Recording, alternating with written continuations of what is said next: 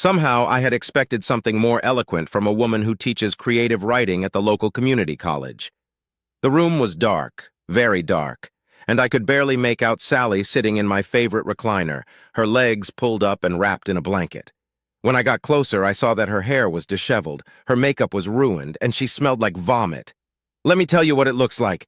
Then you can correct any inaccuracies." My wife started to protest, but I yelled, "3, Akpoi, your mouth. I'll tell you when you can talk." I stood over her and started talking. I was going through customs with my team when 2 men in suits showed their badges and told me to go with them. They identified themselves as detectives from the Chicago Police Department and escorted me to one of the interview rooms of the Immigration and Naturalization Service. The older one followed me inside and closed the door. The room was empty except for a single chair. He said, "Have a seat." 3A team asked, "Where were you at 12 o'clock this afternoon?" Through a slit in the curtains, I could see a junior agent interviewing my team. I looked at him like he was an idiot. "You do realize I'm the captain of an airplane and I just landed from Paris. That's in France, not the suburbs of Joliet. Since I've flown through half a dozen time zones today, I assume you mean Chicago time. In that case, I was flying a Boeing 747, 200 at 35,000 feet over the Atlantic Ocean. We were flying at 0.84 Maxa. Here's my logbook if you want to confirm that." I opened my briefcase and offered it to him. He wouldn't look at it. So I continued. "I had a crew of 14 and 416 passengers who can vouch for me. So, what exactly is all this about?" A younger agent came in and announced, "They all agree that he was flying the plane. It was amazing how quickly their attitudes changed when they realized how stupid they looked. Well, Captain, I'm sorry to inconvenience you, but we're investigating a murder." "Murder! No one died on my plane," I protested. "No, sir, earlier today. Since I've been in Europe the last couple days, I think I have a pretty good alibi." "Yes, sir. Then who says I killed someone?" "Your wife did." "What?" I screamed. My reaction was genuine because all my friend Angelo had to do was beat the shit out of the bastard, break his nose and jaw, too. "Oh, not kill him." "What? My wife said what? Who did my wife say I killed? Wait a minute. This is a joke, right?" "It's not a joke. I'm sorry to have to tell you this, but she said you killed her lover." I jumped up from my chair and shouted in his face, "Lover? You mean lover? He didn't budge an inch." "Yes, sir." "It's not funny. My wife is faithful. She would never cheat on me. You've got the wrong man. You must have me confused with someone else." "I'm sorry, Captain, but your wife said she was sure it was you. She said you beat him to death in your driveway with a baseball bat." "How? I was on the airplane. She knew that. She knows I was in France. Explain that to me." "I'm sorry, but she said she thought you changed your trip when you found out she was having an affair." "Stop saying that!" I yelled. "My wife is not having an affair. She would never betray our wedding vows." The detectives stared at me with incomprehensible looks. I guess they'd seen too many deaths to show compassion. I fell back in my chair and started sobbing. "Anyway, it looks like your wife was played by a pro. Bastard preyed on women whose husbands spent a lot of time traveling. It's probably no consolation, but we have 3 more husbands to interview." Hearing this spoken aloud in a cold, impassive voice, my heart felt like it was being ripped out of my chest.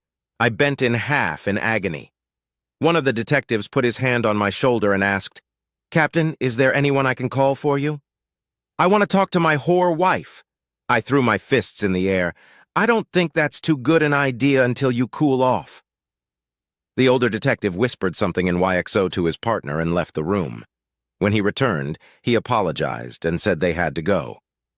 "Wait, before you go, who was he?" The older detective pulled a tattered notebook out of his jacket pocket and flipped through it. "One Michael Wakeman, 30 years old. He was the same age as our son. If I may ask one more question, did he die quickly or did he suffer?" A sadistic smile slid across his face. "His attacker lured him outside by torching his brand-new Corvette convertible. Wakeman ran out your side door in his underwear. First swing of the baseball bat hit him across the chest. Me says he broke several ribs. The next one broke his back. Then his attacker flipped him over and kicked him several times in the groin. Shortly before the car exploded, he delivered a fatal blow to his skull.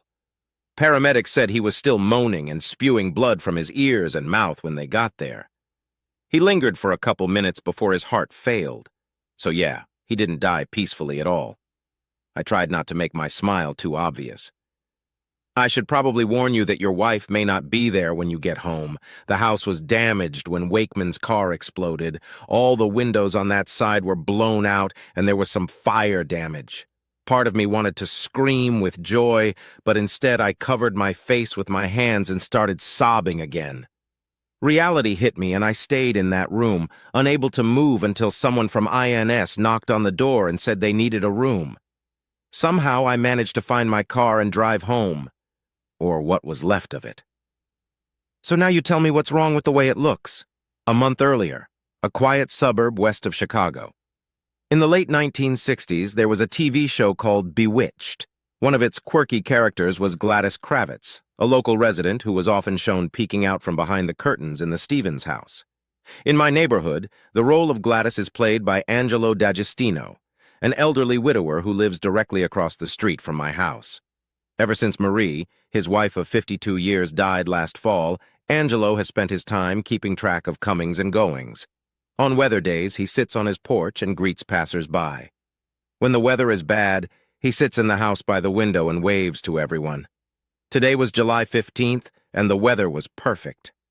Angelo was keeping watch, dressed in an old shirt, black shorts, and knee-length black socks. Most people, especially my wife, avoided him like the plague because he's a damn repulsive type. Since I was away on long business trips several times a month, I was grateful to Angelo for looking after my house. He always waited for me to come home and initiated me into the local gossip. I usually gave him an inexpensive gift from my trip. German chocolate and coffee were very well received. He stood up as I pulled into my driveway and waved for me to come over. He seemed eager to share some gossip, so I left my bags in the trunk and crossed the street. Your friend has a really nice Corvette. A friend? What friend? The one who parked in your driveway yesterday. I would have thought Sally would have told you because she invited him in. He showed up at 12 sharp and stayed exactly 3 hours. What did this friend look like? Handsome. Typical playboy with the fancy mirrored sunglasses, well-dressed, khaki pants, and a polo shirt. I tried to think of who it could be. My guess was that one of the other pilots wanted to make me jealous. But who? And why did he have to stay so long? And why hadn't Sally mentioned anything about it when we were talking? I guessed that the mystery driver wanted to surprise me with his fiberglass toy, so I asked her not to say anything. I was in our bedroom unpacking my bags when Sally came home from the store. She ran up the stairs and hugged me, almost knocking me down. "How's my lover boy?" To say it was a much warmer greeting than I usually received would be putting it mildly. Soon we were engulfed in passion, and all thoughts of mysterious cars were forgotten. We spent the rest of the week as newlyweds. Sally was the perfect wife and lover, and when we went out to dinner, she wore one of the outfits I had bought, which she called inappropriate for a 48-year-old woman. She was even wearing nylon stockings and garters, I discovered, which she wasn't wearing when she got out of the car. When I left for work the following Wednesday, my sex drive was fully satisfied. She even slipped a romantic note in my suitcase. On that trip, I was the happiest guy in the friendly skies. I couldn't wait to get home. Unfortunately, Angelo dropped the bomb on me again. That friend of yours on the Corvette stopped by again yesterday. I pressed him for more details. He's a younger guy. He laughed and said, "Well, everyone's younger than me. I think he'd be about 30, maybe 35. He also seems to be in good shape, very punctual. Got here at noon and stayed until 3. Who the hell was this mysterious visitor? I thought. Once again, Sally came home while I was unpacking. I walked down the stairs and was rewarded with a bear hug and Sally's tongue down my throat. As I opened the hug to catch my breath, Sally announced that she was going to cook a culinary masterpiece for me from a recipe she found in a magazine. She had bought a couple of expensive steaks and was going to feed me like a real man. She has to run to the grocery store for the last ingredient. "But you take it easy while I cook," she purred, handing me a beer. Red lights flashed and alarms howled in my head. In 30 years of marriage, my wife had never once brought me a beer or told me to relax when I got home from a trip. She always had a to-do list to hand me before I even took off my uniform. That quiet voice in my head said she was feeling guilty and trying to make herself feel better.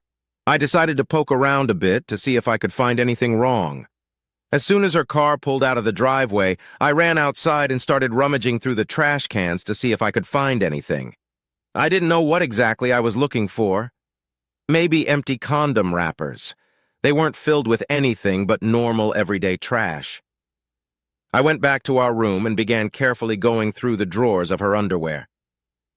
Sally had never given me the slightest reason to question her fidelity, so I felt guilty going through her underwear. Nothing. I checked the bedside table. Just the same crap that had been there for years. Then I opened the hamper in Sally's bathroom. It was empty. Then I noticed that the bedding was freshly laundered. That seemed odd to me since it had been changed the morning I left, but I would need much more than clean sheets to confront her. I spent a few minutes going through all her shoe boxes. Damn, that woman has a lot of shoes. To no avail either. I looked through her closet but didn't notice anything new. Everything looked normal. I had to cut my investigation short when I heard the door open. "Where's my jet driver?" she called out.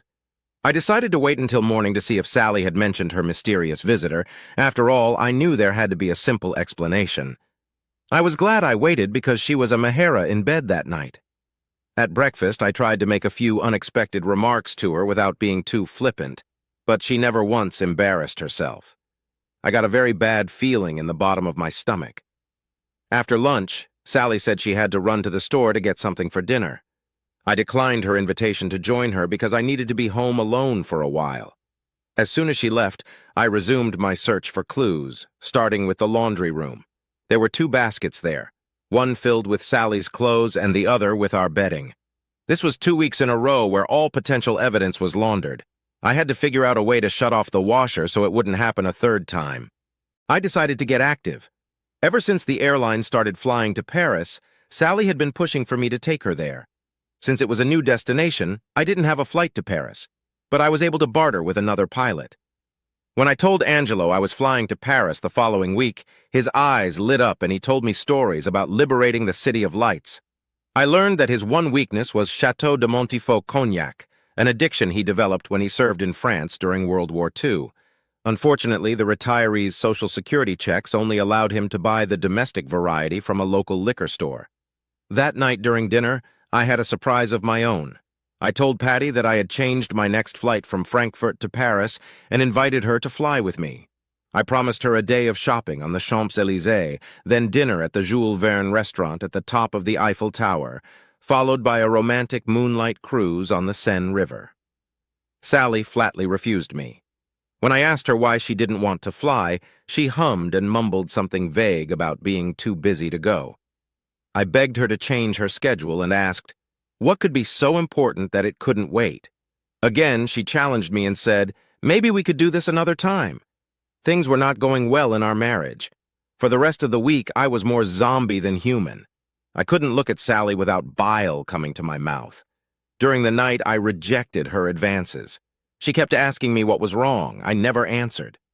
On the morning of the day of my trip, I made another attempt to talk Sally into spending a romantic 36 hours in Paris. I put my hands on her shoulders, looked straight into her eyes, and pleaded, "Please pick me." And again, she said, "No." I almost told her my suspicions, but I knew I couldn't prove them, so I held my tongue.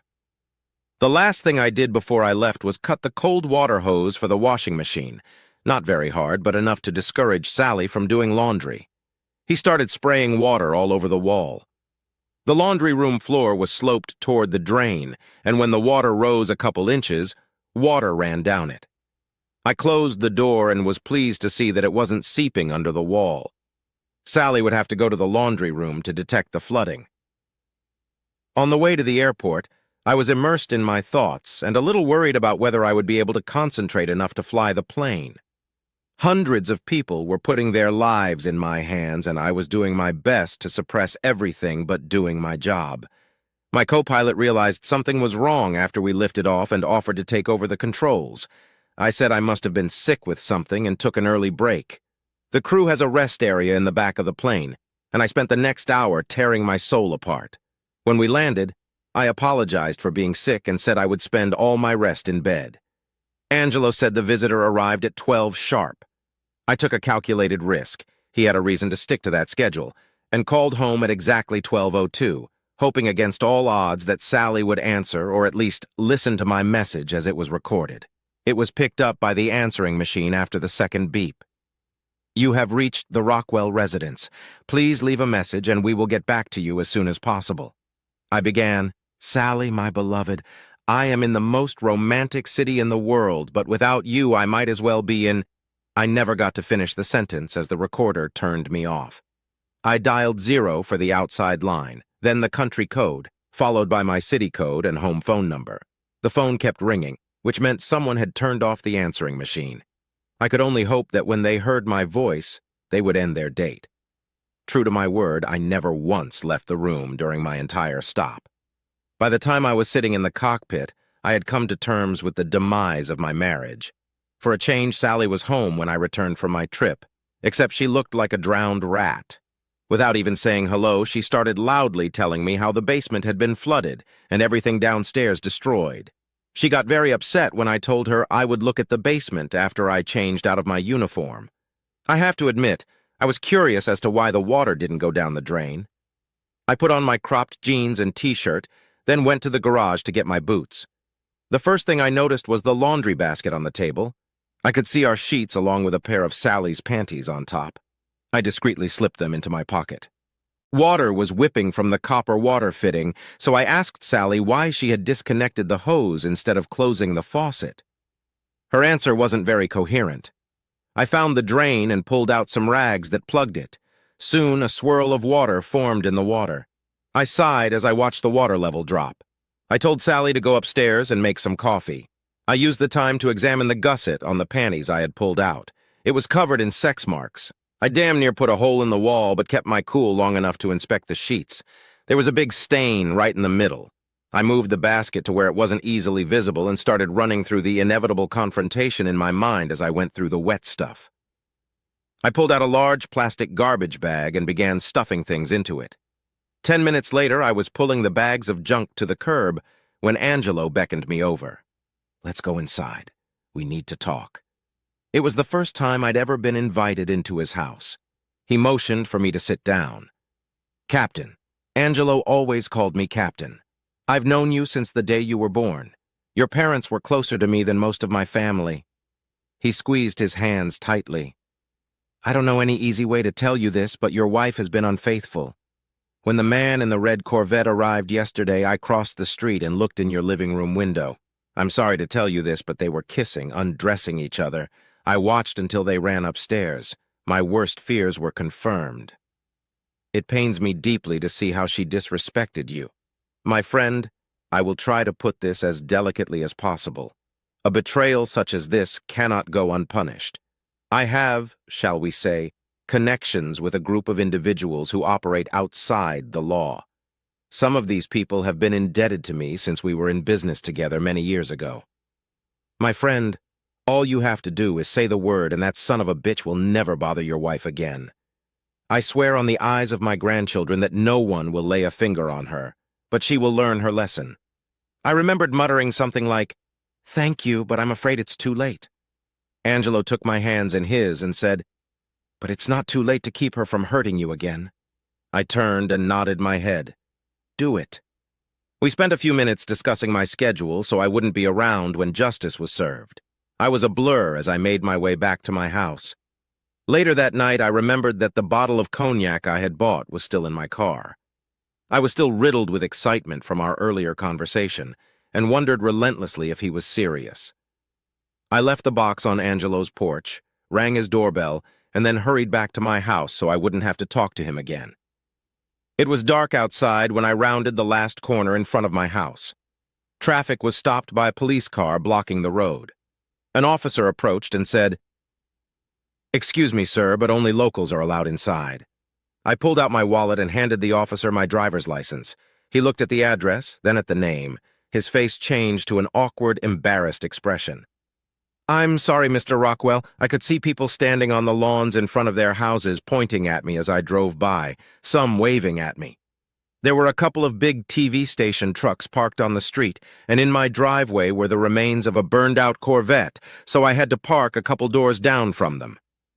As I got closer, one of the reporters noticed my uniform, and I was soon the center of attention with a dozen questions being shouted out at once. The loudest one kept shouting, "Did you kill him?" I raised my hand and began to speak. The flashes blinded me for a moment.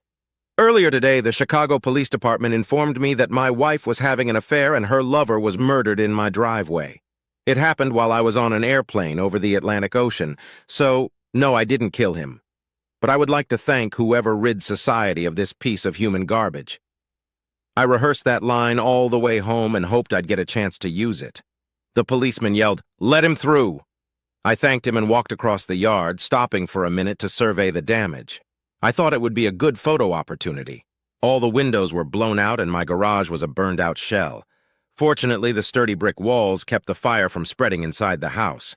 I opened the door and stepped inside. "So now you tell me what's wrong with the way it looks."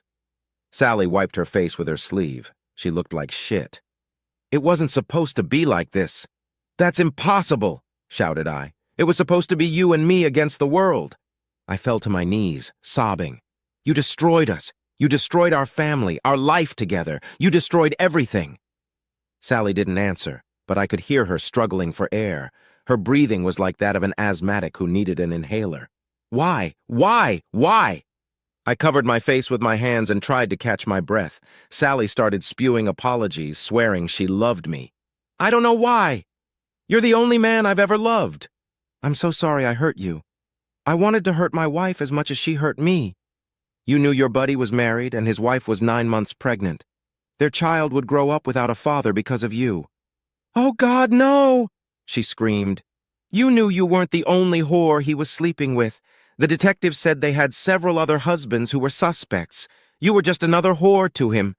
She made a sorrowful sound I'd never heard from a human being. I swear I was going to break up with him. Today would have been the end of it. I felt so guilty for turning down a trip to Paris. I told her to shut her lying mouth. "You felt guilty because you didn't go to Paris. You should have felt guilty for being a whore. And when exactly were you going to break up? After you screwed him? I know the police found him in his underwear, so don't lie to me." Sally started moaning.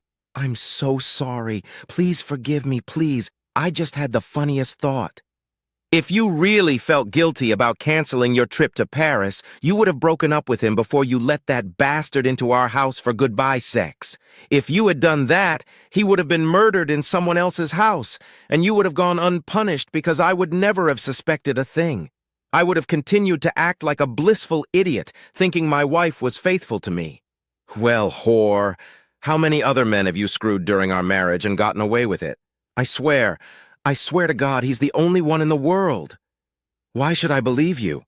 Sally clutched her stomach and bent in half as if she was going to throw up. "I never thought I'd say this, but my mother was right about you. She hated you from the first moment she met you. Do you remember that day? It was 3 months after our graduation, and you came to tell me you missed your period. Mom said you did it on purpose to trap me. But even though she had nothing but contempt for you, she opened her home to you. I can't tell you how many times she slipped me a few dollars because she knew I didn't have a penny in my account. She always made me promise not to tell you she paid for baby food. And when I became a pilot flying night flights, who looked after our son so you could go to college? I always wanted to prove my mom wrong. I was sick of her treating you like an outcast, fawning over my brother's wives. But I always stood up for you because we were a team. We were one. When you became a professor, I glowed with pride at what you had accomplished. That was the first time I saw her proud of what you were doing. Now I thank God she didn't live to see you destroy us." Sally screamed, "Oh God, why? You know my father died when I was barely 12. One night when I was about 15, I asked my mom why she still wore her wedding rings. Before she could answer, I said what only a stupid teenager would say, 'Mom, you don't look that old. You should go out on a date.' She smiled, wrapped her arms around my hands with her own, and said, 'I can't do that because I'm married. We swore in front of God and all our friends and family to leave everyone else behind. But Daddy is dead. Nothing has changed. Your dad lives in my heart as much as he did when he lived in our house.' I told her I didn't understand. She just smiled and said she would pray that someday I did. It took me a long time to grow up enough to begin to understand the depth of their love and how their devotion went beyond the grave. I never told you this, but on my first flight, a flight attendant invited me to have a drink with her during our layover. She was stunningly gorgeous and I was tempted. But only for a moment.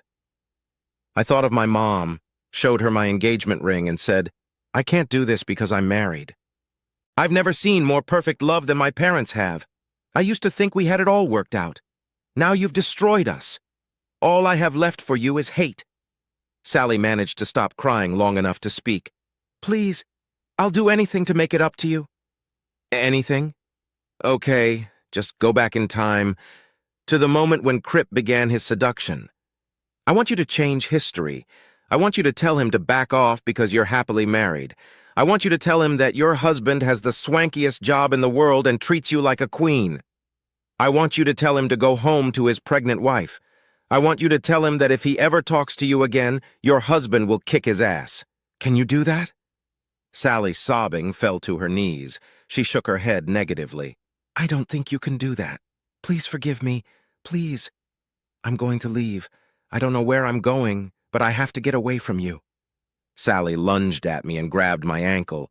No, please, please, please, she begged. Let me go or I'll break your damn arm. She loosened her grip and I turned around and headed for the door. When the door opened, she screamed, He'd better kill me too! The whore must have read my mind!